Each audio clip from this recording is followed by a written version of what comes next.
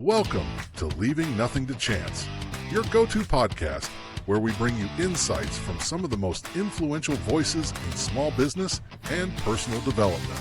Each week, we dive deep into conversations with top thought leaders, authors, and business moguls from around the world, sharing their secrets to success and strategies for growth. Tune in for exclusive content that will inspire, motivate, and equip you to take your journey to the next level. This is Leaving Nothing to Chance. Well, everybody, this is going to be a really special interview. About 2 months ago, my good friend Dennis Henson published his new book, Real Impact. And we're talking today about the third famous chapter here. And this one is about the great Og Mandino. And I asked another friend of mine, who's an author of this book that we're also going to eventually be breaking down a few chapters from, Awakening Who I Am, Mr. Dan McCormick, to join us. 2 best-selling authors for the price of one, folks. How do you, all of you only get that on Leaving Nothing to Chance with John Salter. Not one author, but 2 authors. I feel like one of those late night guys. But, guys, Og, and I call him Og. Some people go, I hear him. I know his real name was Augustus, but I pronounce it Og, being from the Northeast. But regardless of what you call him, the impact that he had, and I'll just tell my story real quick. When I read The World's Greatest Salesman some 40 years ago, it was a game changer. Yeah, it was a life changer. It was impact. Okay, there's only a very short number of books that I could mention, and I won't now for the sake of time, but this was one of the ones that had an impact on me personally. Secondly, I didn't know the impact that this book had on so many other people, including people in the AA community. When I first read this book, I mentioned it to my sister, who let me rephrase that. When I read this book again, because I was going to be on The World's Greatest Salesman and featured on it, and I reread it to make my notes and refresh my memory through Dan McCormick. Dan was hosting the World's Greatest Salesman podcast at that time. This is going back now a few years. And I mentioned to my sister, and my sister, she doesn't mind me saying this, I asked her blessing as a member of AA, even though it's an anonymous organization. You don't know my sister, so it doesn't really matter. But she said, do you know everybody in my group has read that book? And Og was one of us. I said, yeah, well, probably not something he wanted to be, but he was nonetheless. So the impact of this one little book that you can read in 90 minutes if you're a fast reader is a game changer, no matter what your circumstance is. And for me, the scroll that meant the most was the one about perseverance, scroll 3. And I could probably change that a little bit today, because time, now that I'm in my 60s, is more precious to me than it's ever been. But without that perseverance one, nothing else mattered in my career, my 42-year sales career, but also my career as a dad, my career as a thought leader, my career as an author, my career as a podcaster, my career as a business person, my career as a member of a church, and all the other things that I am besides a network marketer. That perseverance came in so handy, and that scroll I think of so many times. But hey, today is about Dennis and his work, and Dan and his relationship with the Mandino Foundation. So Dennis, quick thoughts, and then we're going to ask Dan the same thing, and then I'm going to ask you guys a couple questions. Well, I really appreciate you having me on today. I'm honored to be on with Dan. I'm really looking forward to our conversation. it'd be a lot of fun. I know that. I'm so excited about your book too, because you talk about Og, right? And I love how you used his entire name, right? Augustine Mandino, and the relationship with his mother, and the unbelievable, I'll just piggyback on John's comment, the one scroll that struck me that profoundly changed my life, and this was the book that I bought, this is my first one, back in 1982, is I Will Greet This Day with Love in My Heart. I didn't know what love was. I didn't know how to affirm another. I didn't know how to embrace another. I didn't know how to really experience that at all. And as John said, we now look back on our careers and we're a little more sage or wise or something, we hope, right? But now I look at I am nature's greatest miracle. And I went so far as to even make a coin that says, I am a miracle. All right. And so I am a magnet. I put a magnet on there. I'm a magnet for miracles. And when Og said that, it was the only I am affirmation he put in the book, Dennis. And I just wonder how that first read went for you. What struck you about it? If I could jump in and ask a question in front of John. Oh, we may cover all of the scrolls, because two others impacted me. The one I like the best is I will form good habits and become their slave. Then that really changed me. I said, I'm going to do all these scrolls. Like you, there was one of the scrolls I didn't understand. It took me years to figure it out. And it was, today I will multiply my value 100-fold. My goodness, what does that mean? How can I do that? So I said it every day, and I wanted to do it, but I had no idea. Now I'm probably better at that one than any of the others, because all I do is just delegate. I mean, I come in the morning and I make lists I have 7 VAs, I have a staff, and every one of them has a list and they're in priority order. And so I go to lunch and there's 1,000 things going on and I'm eating lunch.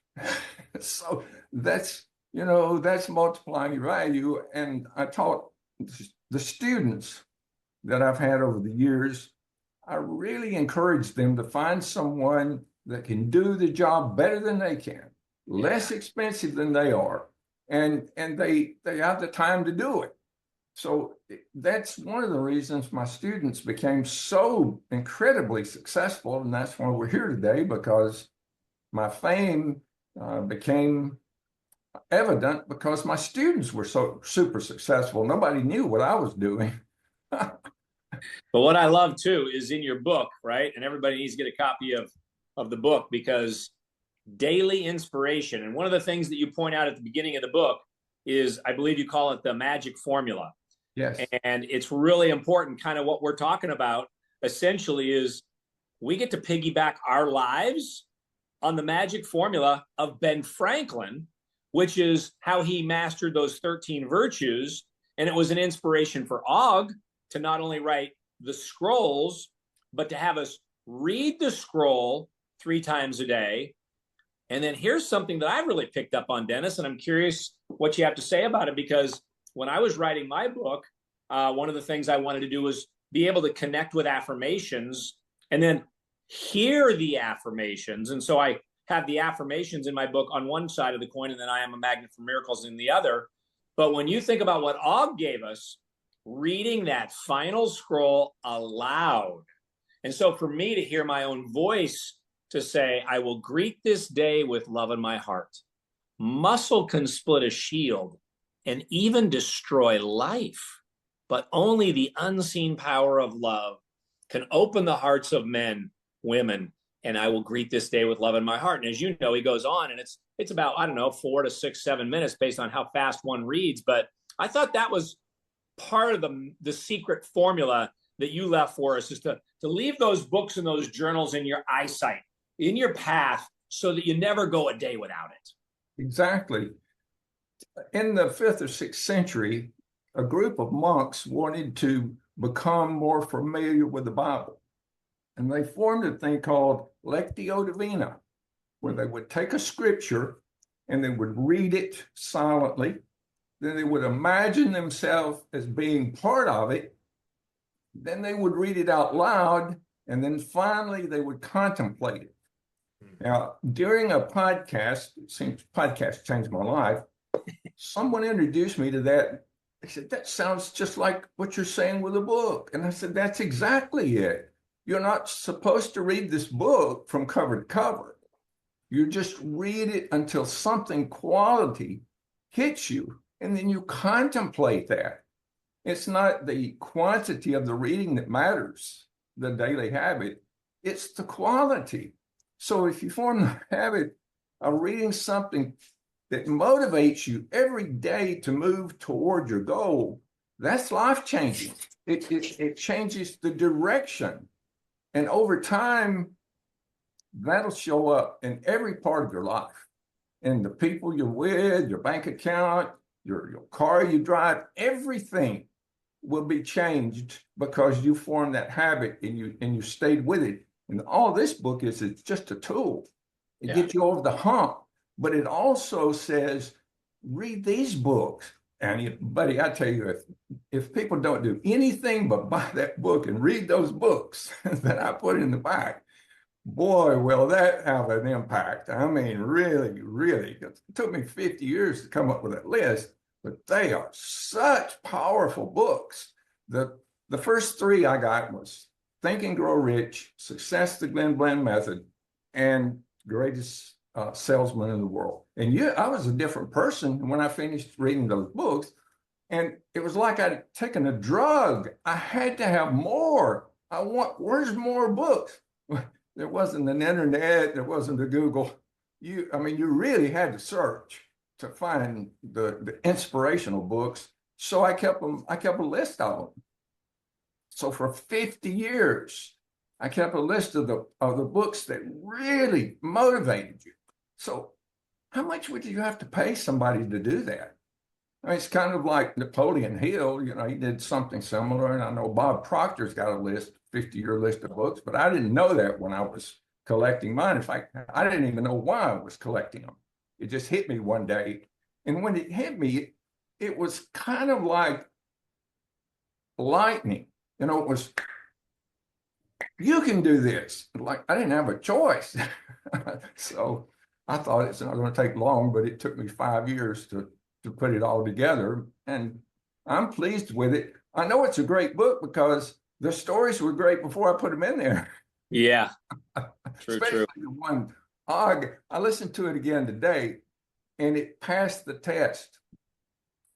Tears rolled down my eyes. Wow. If I can read the story and the tear rolled down my eye, then that's the one that went in the book. I had 100 stories, but I only put 33 in the book. They're the ones that passed the test. Wow. John, this is Rich, man. Thanks for having us on. This is good stuff. I want to say on another note with 𝐷, and the one that strikes me and a lot of the things that you just said, and Bob Proctor's taught me so much about, leaving that book open to learn the one principle. Like he has a book, before he passed, he had a book holder on his desk, and he would just encourage the reader to keep the principle open to that page until you got that, And so for me, I would say that the greatest salesman in the world in that scroll, I will greet this day with love in my heart. I have a greater sense of compassion and empathy than I've ever had in my life today. As you get older and you see people lose their life, they lose loved ones. We watch what goes on in Los Angeles and Maui and fires and all kinds of tragedies. You keep growing, right? And I just love how you said that one idea. And when I got to scroll number 9, I believe it is, I will act now. That's just a really powerful, again, almost part of your magic formula idea is we want to take action. And the words that 𝐷 uses is just so magnificent. There's really no stone left unturned. As you said, a tear in the eye. We feel the emotion. We read it aloud. We get the vibrational energy of those words, right? We give ourselves a grade. I mean, imagine Og Mandino at the beginning of The Greatest Secret. Now, this is the journalized version. He actually is telling John and Dennis and myself and all of our listeners today, whenever they hear this, 𝐷's actually saying, I'll give you 75 to 1 odds that you'll even do this. I'll give you 75 to 1 odds that you'll follow a formula. In Dennis's book, it's the magic formula, right? In my book, it's the 7 affirmations. It's the 2 words that ignite the formula, the I am. And 𝐷 says, I'll give you 75 to 1 odds that you won't do it. But if you do, you may double or triple your income in the next year. And so to me, it's just so great that we're just picking the fruit off the best of all time. Exactly.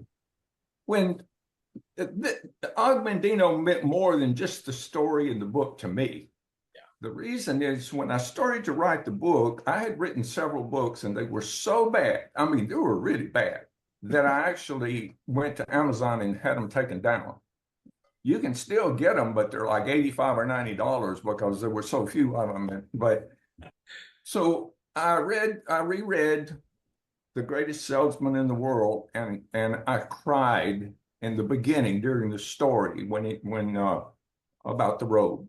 Afid. And so I thought, that's how I want to write. I want my stories to be cathartic. I want people to be moved. So I had 100 stories, and I thought, well, how am I going to bring these down to fit into a book so it won't look like an encyclopedia? And I thought, well, I'm going to do what Og did. I'm going to reach into people's soul and pluck their heartstring. And that way it'll have a real impact and they won't be able to not come back the next day. I wanted the stories to just be so interesting that they wanted to get back to it, but I didn't want them to read the whole thing all at one time. And there's something about the book that I don't know if everybody understands, but in the back of the book, if you read the back of the book, it said, do you know the story of Aladdin?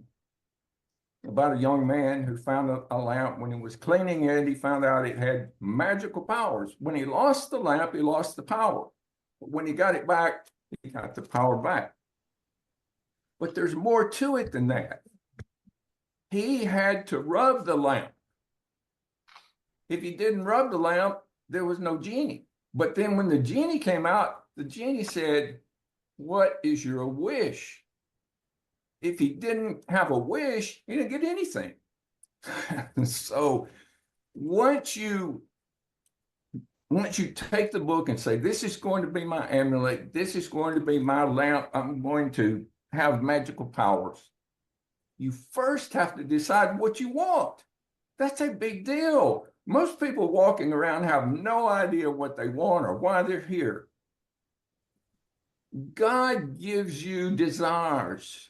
You know why you're here, but you say, I can't do that because I don't have the money, I don't have the contacts, I don't have the education, I don't have this or this or this or this. But as you read the book, you realize you don't have to have any of that stuff.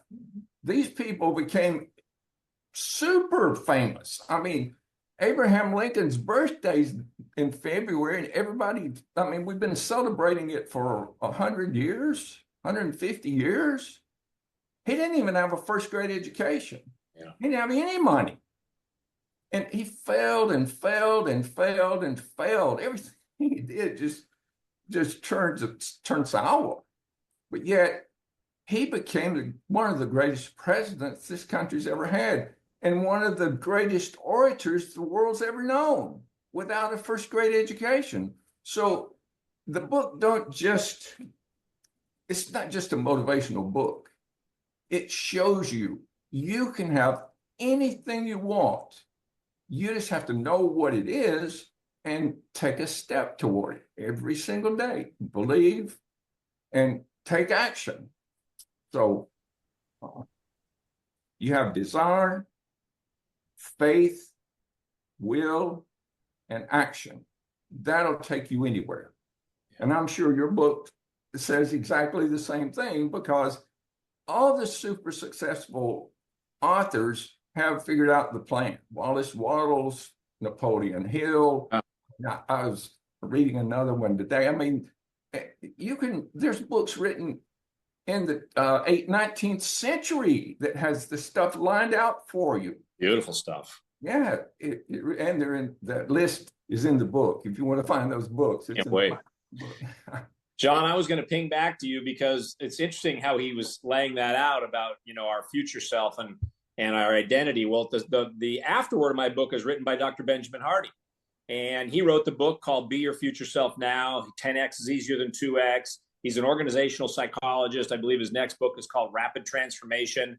And the whole notion and the whole idea of specificity, which is what Dennis was just talking about. Well, when I first asked him to do the afterword of the book, he had a website tied to his book calling Be Your Future Self. And so I told him that I wrote down all of the details to the dollar of how much that would reward me with. And he told me that he told me that if I would read the introduction to his book and understand the Michelangelo piece of work that he did, the David, that my life would 10x. I didn't know it would 10x in 6 months' time, but it did. And then I was just recently talking to him, and it 10x'd again. And I remember what I wrote to him. And it's like, regardless if I never sell another book, what happened to me, Jim Rohn said, don't make $1 million for the $1 million, make $1 million for what it'll make of you. And that's the process that Dennis goes through in his business and his life and his coaching and his writing. And I have felt the same thing, John. And so I'm just, I'm kind of stoked that you had the idea of having Dennis and I come on together and just kind of live through these journeys that maybe are just some way for the listener today or 6 months from now to peel away the onion and realize Dennis did an enormous amount of work here. And I did, I've never invested more in me than I did last year. Like, we're talking a 6-figure amount just with my coaches last year and classes and books and everything that I did.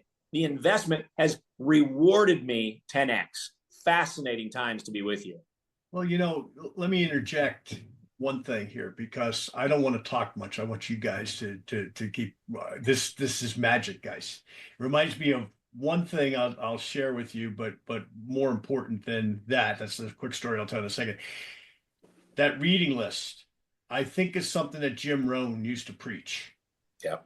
When you're gone, your kids aren't going to value your sofa, okay, or your coffee table, but they're going to value your library.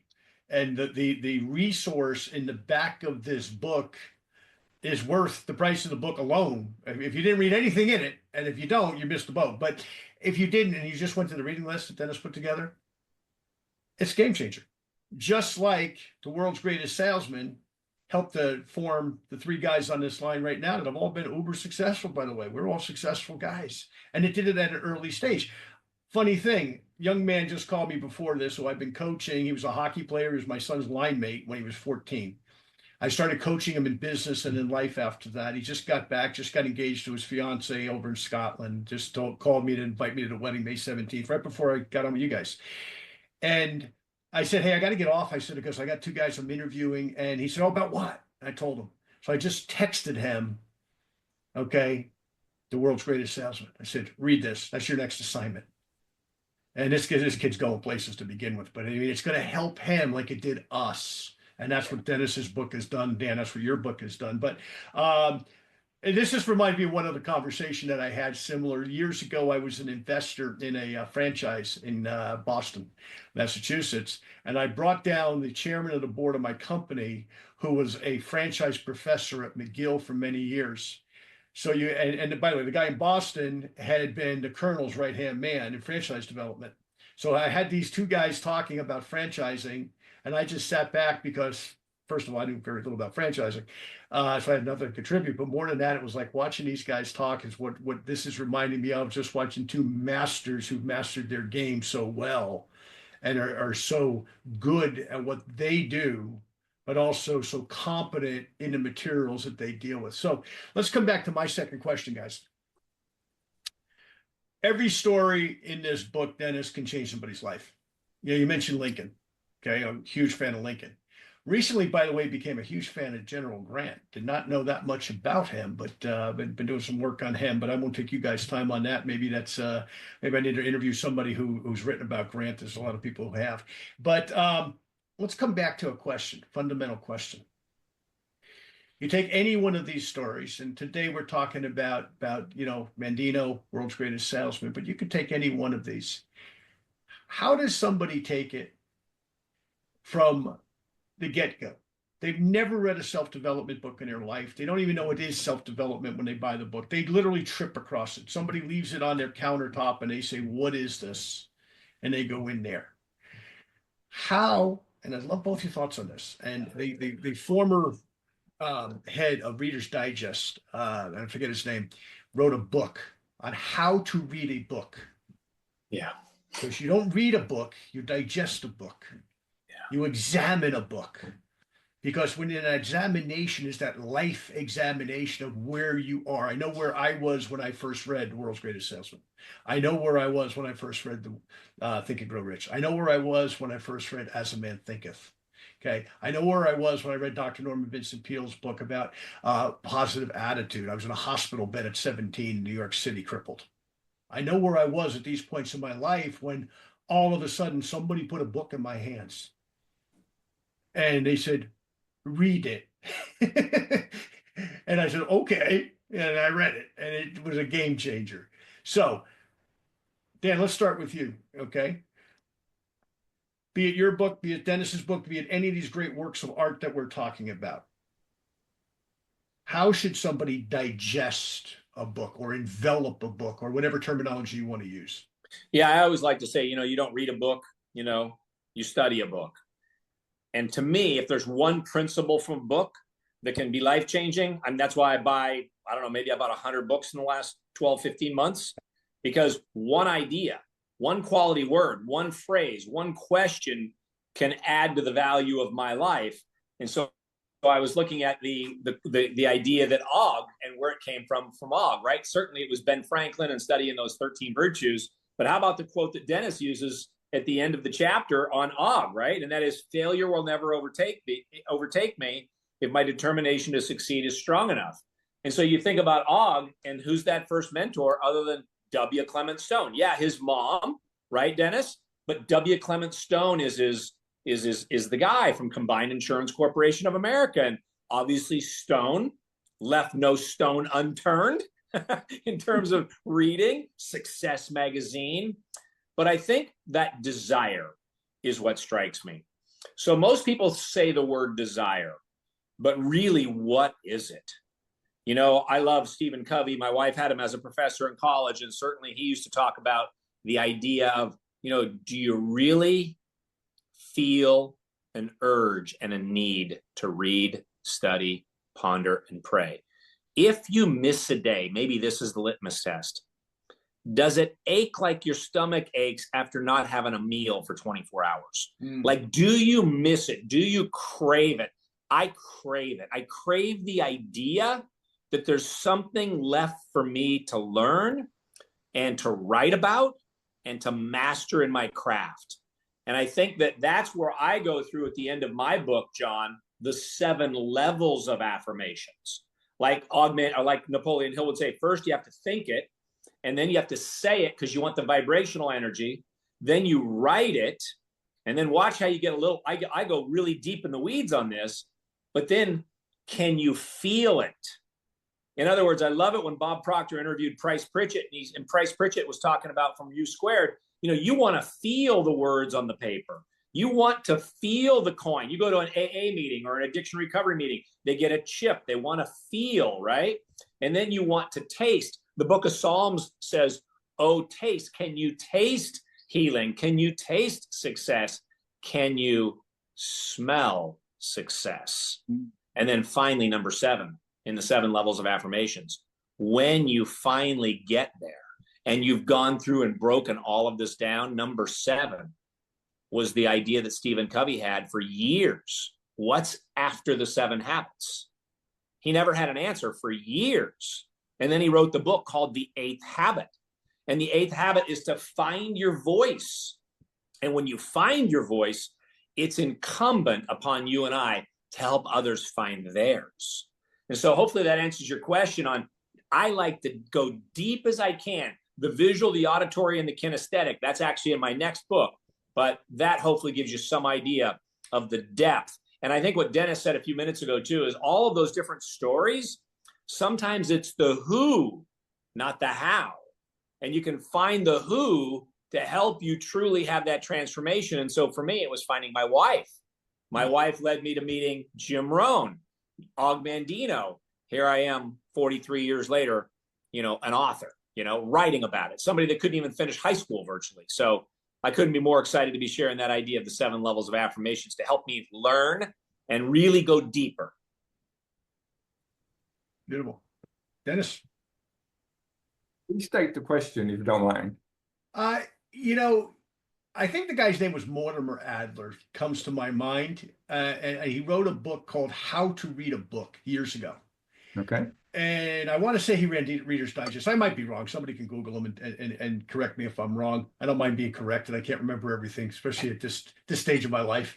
But the question is, how does somebody, rather than just reading a book, how do they digest a book? How do they get it? How do they get that living word, so to speak, be it in the Bible or be it in your book, Real Impact, okay, or the words that are in The World's Greatest Salesman? In other words, how do they get it versus just, well, that's nice. You know, I'm reading this is good, versus, okay, getting, and maybe the real thing is application.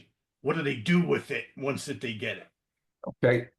First of all, I want all your listeners to have the book, and if it's okay with you, I'll just give it to them right now. Good man. realimpactbook.com, scroll down to the bottom where it says podcast attendee or listener. If you click on that, you put your email and your name, your book will be there instantly, the entire book. And you will not be put on a mailing list unless you click the link that says, tell me when you have other books. And if you don't click that, you'll never hear from me again. In the beginning of the book, it says how to use this book, how to read this book. And I think it's 8 steps. It says this book is not intended to be read from cover to cover. You're supposed to sip it like fine wine. You just read a little at a time. So if they'll read the book from the beginning and not jump to the 14th story, which many people do, and look, the stories are very interesting. I'm sure people will enjoy the stories, and the poems are impactful also. But that's not why the book was written. You know, I hope nobody picks the book up and reads it from cover to cover. That's not going to help them much. I mean, it might, but if they'll use it the way it was intended. Look, Napoleon Hill wrote this wonderful book. He wrote a bunch of books, you know, Master Key to Riches. Well, anyway, Think and Grow Rich. At the beginning, he says, well, I'm not going to tell you what it is, but there's something underlying in this book all the way through. And once you're ready, you'll receive it. Like Napoleon Hill, when he found it in an old bookshop, and he read it and he was ready. And he said, I've read this 100 times, but I never got it. Well, I'm going to give it away. I'm going to give you the mystery right now. Here's what it is. It's a burning desire. It's not just a desire. It's you get up in the morning and the first thing you think about is, I want to do this so bad. I can taste it. I can feel it. I can smell it. And today I'm going to go do whatever is necessary to move me closer to this goal. Now, once you get that, you can form this habit really easily because it's like a magnet. You're being pulled toward it. The universe is just sucking you toward it. And you'll meet people like John and Dan. You'll meet people in your industry that can just take you giant steps toward where you want to go. It's like magnetism. It's like inertia. It's like the winds and the sea's tides. They're so strong, you can't fight against them. But it's your purpose. You're given these desires. And so many people just say, no, I can't do that. Well, you can do it. That's what these books say. You really can do it. Look at these people who had nothing, who failed, Og was ready to commit suicide. I mean, He was sleeping on the sidewalk in the snow. You can't get much lower than that. I mean, and then he turned around and he became someone that here we are talking about these many years later, and his books are selling 100,000 a month. But you can do that too. Anybody can do that, but they have to get that desire. Well, desires just come to you all the time, but it's like a fire. You have to take it from smoke and then a flame, and then you make it white hot. And then when you do, all of this other stuff just falls in place. You'll be looking for books. You'll be, where's that book? Where's that book Dennis had with all those books in it? I've got to read another one. When I finished reading those first 3 books, it was like I had been addicted to some strong drug. I had to have another one. I wanted that feeling of euphoria, that motivation, so that I just couldn't wait to get up in the morning. I didn't want to go to bed at night. I was ready to go. And it's not just me. Anybody can be that way. You just have to go after it. And what I've tried to do with this book is make it so simple. You know, if you have 1 minute at the end of the day and you hit the bed and you think, oh, I didn't read today, you can pick that book up and read 1 quote. It takes 8 seconds. Yeah, love that. There's no excuse. I've been walking for about 5 years, and I have the number of steps, and I'm going to walk them every single day. Well, about 3 days ago, I looked at the day before, and I had missed it by about 40 steps. And I was sick. I literally felt like I was ill. I'd missed it. I had a streak going for years. So I went back and changed the date and walked the steps. So when I went back to the regular day, I had to start all over. I had already walked my steps that day, and I had to start all over. So that day I walked twice as many steps. I'm talking about miles before I could go to sleep. That's what it'll do when you have formed that powerful habit. That's the kind of thing that you'll do to keep the habit going. And you're not talking about when you form a habit like reading something positive moves you towards your goal every day. That's life-changing. I mean, you can have whatever you want, whether it be money. You should see my wife.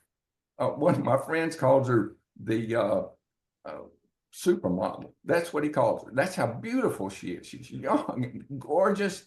And people think, well, how did he end up with her?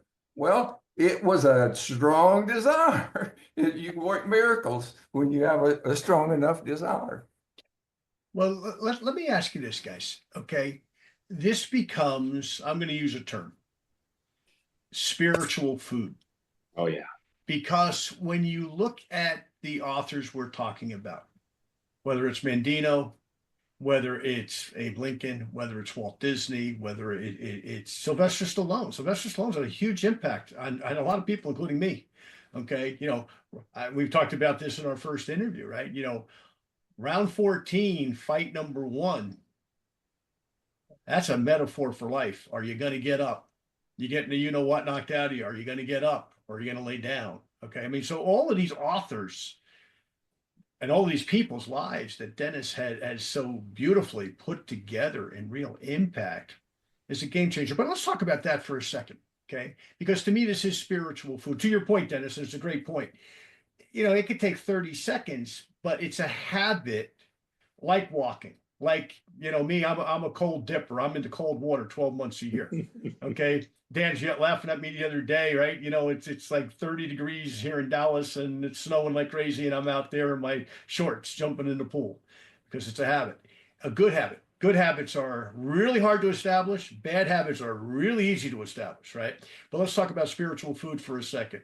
Dan, thoughts on how this spiritual food can be applied to people's businesses and, more importantly, the grand scheme of things, their life? Well, that's a great question. And the Spirit knoweth all things. And when you think about the book of Proverbs and you think about the power of words and real impact, and you think about the 2 words that I talk about, I means exist. Am means with God. What follows I am follows you. I was with a very high performer the other day, an extraordinary achiever beyond most people's wildest dreams. And he said something on stage that I don't know if he knew that he said. And I said, do you believe the power of words? He said, of course. I said, do you know Bruce Lee warned everybody never to even make a joke about the words you use about you? And this individual made a joke about himself in front of a large audience. And I said, now, would you want to restate what you just said? Because I don't think you really want that outcome. Now, watch this. In the book of Proverbs, it says, a word fitly spoken is like apples of gold in pictures of silver. We have to have the idea of spiritual food, because in the beginning was the word, and we know that words are that spiritual food. Words have energy. Words are sacred. I love words. I am a student. The Lord even said in the Exodus 15:26, I am the Lord that healeth. In the book of Joel, it says, I am strong. There's so many affirmations and specificity to I am, which is why I believe it's the most important book anyone can put in their hands from the standpoint of this. It's 2 words. 2 words. Remember, what follows I am follows you. And the same question, powerful, Dan. And I have a comment on that, what you just said there. Dennis, spiritual food. You have created spiritual food for the many with this beautiful work of real impact. So congratulations. But your thoughts about how they apply the spiritual food to their life and their business. Well, that's an interesting question. Actually, in this book, I tried to make it so that no one would put it down because of politics or religion or football or whatever. I tried to be so that if someone picked it up, whatever religion they were, whatever, they would read it and it would help them. I'm doing Real Impact 2, and then in Real Impact 3, it's all spiritual. The stories in there are much more powerful, but that wasn't what this book was about. Real Impact 3 is a spiritual number. And so the story, I can't wait. The story of Stuart Hamlin, I don't know if you know that story or not. Let me tell you why I put it in there. I was reading Facebook one day, and I read the words Stuart Hamlin, and I started to cry. I didn't even recognize the name. I thought, my goodness, this must be something really powerful. So I looked it up, and as soon as I did, I realized what it was. My mother sang the song. I don't even know if I can tell you without crying. It is no secret what God can do. She sang that to me my entire childhood. Stuart Hamlin wrote that song. His story is very similar to Og Mandino's. He went down a trail. He was an alcoholic so bad. He had a beautiful wife, a wonderful home. He had children, and he was about to lose all of them. He had sunk to the absolute bottom.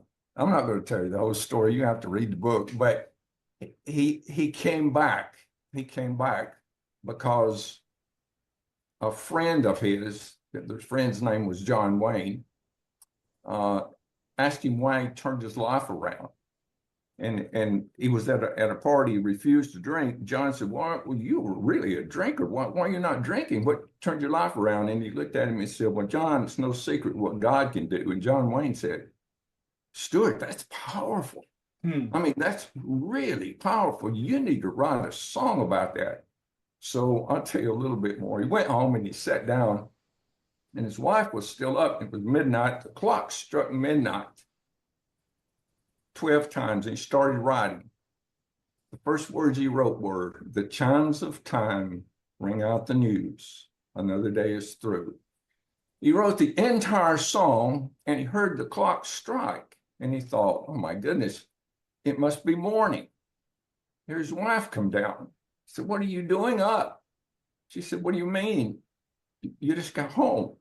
He looked at the clock, and it had been 15 minutes. He wrote the entire song in 15 minutes. Wow. And at the time, he was totally broke, didn't have any money. They fired him from his radio station. He wouldn't advertise beer on the station. And everything changed when that song came out. Wow. I mean, everybody wanted to do it. Wow. And many years later, Billy Graham had him come and direct it. You can see it on YouTube if you want to look it up, and Right. come and direct the song at Madison Square Garden. And this little lady came up to him at the end of the song, at the end of the meeting, the big meeting, and she had a hard time getting there. She had to get help to get him up and get up to him. And she whispered in his ear, "Mr. Hamlin, you didn't write that song. You just held a pencil." And he agreed with her. But anyway, we got a little bit off. That's in Real Impact 3, but all of the stories are kind of similar. They all have a place in there where they're cathartic and they're excuse me, going to pluck your heartstrings. I don't know if I answered your question. Oh, well, you did. And it's a great place to wrap up this particular interview. But one last comment I'll make, and I just love both of your thoughts on it as leading authors and leading thought leaders. We're talking about words, and both of you gentlemen talked about words and the power of words. And I think of Winston Churchill, one of my personal heroes. And, Churchill would wordsmith a speech. He would drive his staff crazy because he'd write it and then he'd cross it out and he'd put another word. And then he'd come back 3 hours later and go, no, change that word. And it was said that Churchill could take words and galvanize them and send them into battle. Now you think of the circumstances that he was dealing with, right? Blitzkrieg just about every night going on in London. Had to motivate people living in train stations that were relegated to one glass of water today for all their bodily functions. Not exactly an easy situation to motivate people. And yet he did. And how powerful are words? You guys have both expressed a lot here, but just in wrapping up, okay? Dan, I'll start with you. How powerful are words? I think they're so powerful that everything about our life is the paradigm of the words that we use. Like when I wake up first thing in the morning, I want to say I am a magnet for miracles. So when we sleep at night, there's this thing called neurogenesis.